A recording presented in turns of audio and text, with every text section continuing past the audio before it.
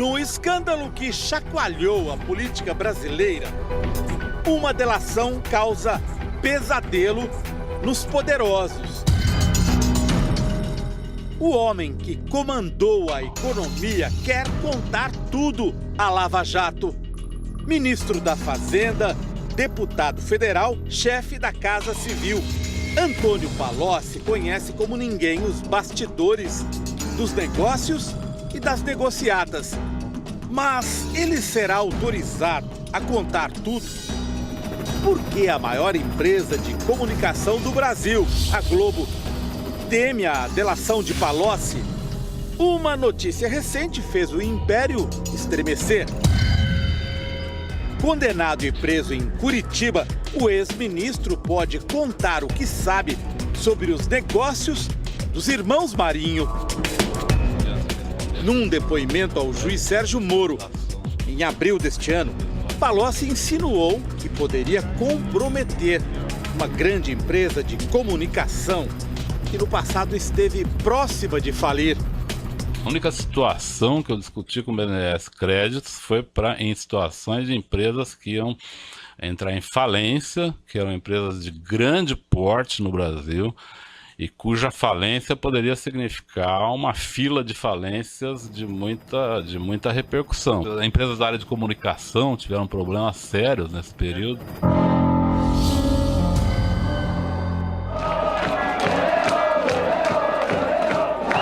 Copa do Mundo de 2002. Os brasileiros vibram com o título na Coreia e no Japão.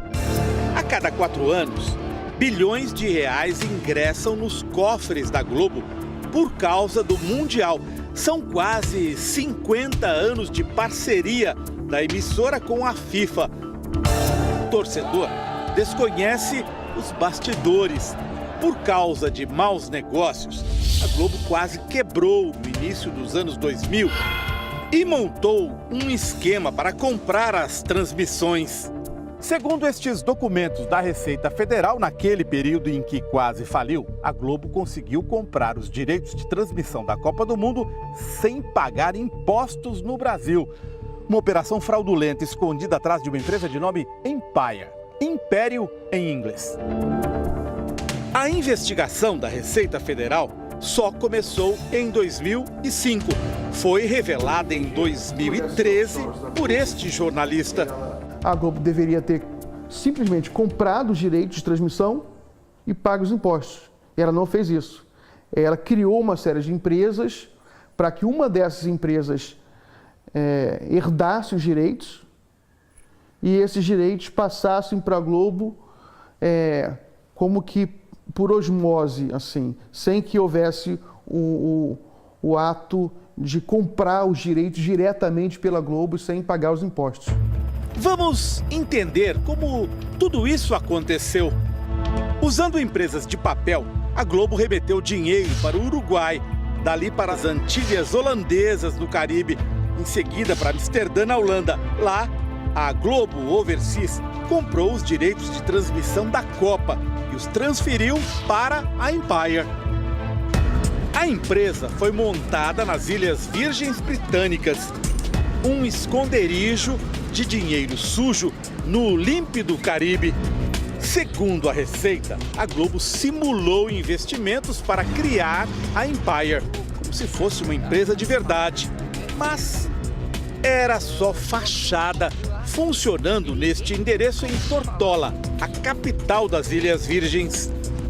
Assim que a Empire ficou com os direitos da Copa, ela foi dissolvida e seus bens transferidos para a Globo. Com essa manobra, a família Marinho deixou de pagar mais de 170 milhões de reais em impostos no Brasil. Então é no mínimo infantil uma empresa achar que pelo fato dela abrir uma conta corrente no exterior ou uma filial, ela escapa do cumprimento de obrigações acessórias, do cumprimento do pagamento do imposto de renda, do PIS/COFINS, do CID. Eu faço uma coisa que é tão óbvia, que é tão ingênua, tão infantil, porque eu tenho certeza absoluta que eu não vou ser pego. A Receita Federal acusou a Globo de simulação. Multou a empresa em 150% do valor do imposto sonegado. Pretendia processar um dos donos da emissora, José Roberto Marinho por crime contra a ordem tributária. Quando a denúncia veio à tona, o valor devido pela família Marinho aos cofres do governo brasileiro, com multa e juros, já passava dos 600 milhões de reais. Foi então que aconteceu um episódio de cinema. Uma funcionária da Receita do Rio de Janeiro, Cristina Mares Ribeiro, que estava em férias, furtou o processo. Foi na véspera dele ser remetido ao Ministério Público Federal. Um dos donos da Globo corria o risco de ser processado criminalmente por omitir informação ou prestar declaração falsa às autoridades fazendárias. Isso beneficiou muito a Globo, porque ao não chegar no Ministério Público, não se torna uma investigação de ordem criminal, o que poderia ser um constrangimento muito grande para a família Marinho. Inclusive, constrangimento de ordem política, afinal são figuras públicas que detêm uma influência política determinante no cenário brasileiro, né? Na conjuntura política brasileira. Então eles escaparam dessa. A mulher que cometeu o furto foi condenada a 4 anos e 11 meses de prisão, mas passou menos de uma semana na cadeia até receber um habeas corpus do Supremo Tribunal Federal. Hoje, ela responde ao processo em liberdade. Fomos ao luxuoso prédio em que ela mora, na Avenida Atlântica, no Rio de Janeiro, de frente para o mar. Mas ficamos sem resposta. Ela não está aqui, não. Não está?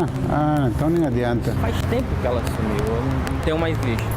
Quem teria interesse em sumir com o processo da Globo?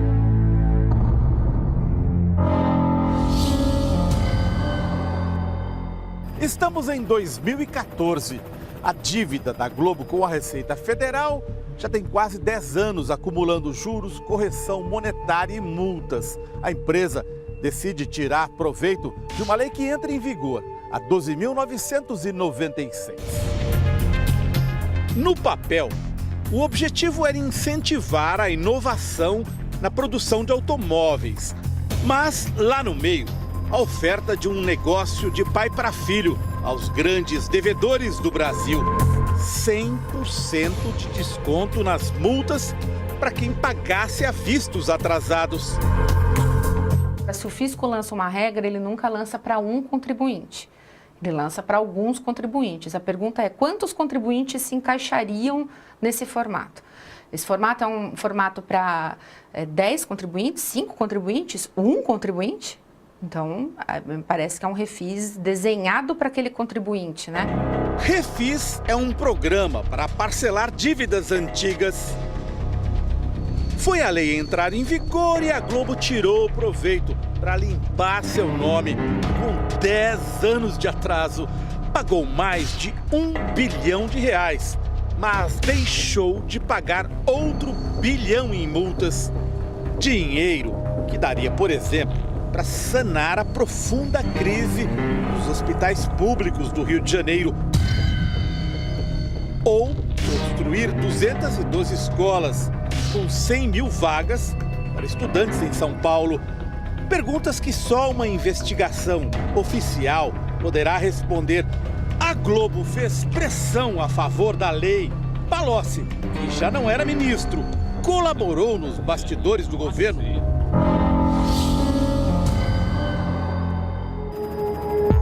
Outro episódio sobre a família Marinho envolve uma das herdeiras do Império, Paula. Janeiro de 2016. A Polícia Federal faz buscas na filial da empresa panamenha Mossack Fonseca, em São Paulo. A Mossack Fonseca oferecia a brasileiros a criação de empresas no exterior, em geral usadas para esconder patrimônio ou sonegar impostos. A Polícia Federal apreendeu milhares de páginas como estas, com informação valiosa. Uma delas chamou a atenção dos investigadores. Traz o nome de Paula Marinho, filha de um dos donos da Globo, associado a 13 empresas criadas no exterior. Antes da descoberta, o jornal O Globo da família Marinho havia definido a empresa Mossack a serviço de ditadores e delatores. Pelas anotações apreendidas, Paula pagava valores mensais a partir de uma conta bancária pessoal para manter 13 empresas de fachada no exterior. A Venke, em Las Vegas, Nevada, Estados Unidos. A A+ Holdings, no Panamá. E a Juste, nas Ilhas Seychelles, costa oriental da África. Eram empresas ligadas aos negócios de Paula Marinho e do então marido dela, Alexandre. Sem concorrência pública, nos anos 90, o casal conseguiu a concessão do estádio de remo da Lagoa Rodrigo de Freitas. Numa das renovações do contrato, Paula assina como fiadora do marido. Nos últimos 20 anos, o estádio recebeu grandes investimentos de dinheiro público por conta dos Jogos Pan-Americanos e das Olimpíadas. Tornou-se um lucrativo centro de lazer, com restaurantes e cinemas, num dos cartões postais do Rio de Janeiro. Os donos da Globo afirmam que Paula Marinho nada tem a ver com os negócios de Alexandre, que agora é ex-marido dela. Se é assim, por que a herdeira da Globo sustentava 13 empresas de fachada no exterior? Além disso, descobrimos que João Roberto Marinho, a filha Paula e o genro Alexandre compartilhavam um endereço no Rio de Janeiro para a correspondência de suas empresas. Empresa Vaincre LLC. Fica aqui, por favor. No sexto andar. Eu ouvi falar. 610, não tem? Tem, mas esse apartamento tem mais de ano de fora. Nos documentos relacionados aos negócios da herdeira da Globo, Paula Marinho, e do marido dela, um nome se destaca. Lúcia Cortes Pinto aparece como diretora de uma das empresas de fachada no exterior e também num negócio envolvendo um helicóptero. Fomos ao bairro em que Lúcia mora, no Rio de Janeiro.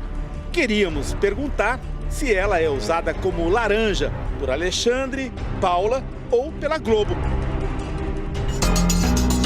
Laranja, no submundo dos negócios, é quando uma pessoa empresta o nome para uma operação ilegal. Nosso produtor não conseguiu localizar Lúcia. Está na rua. Ah, ela não está. Sabe que horas que ela volta? Sei não.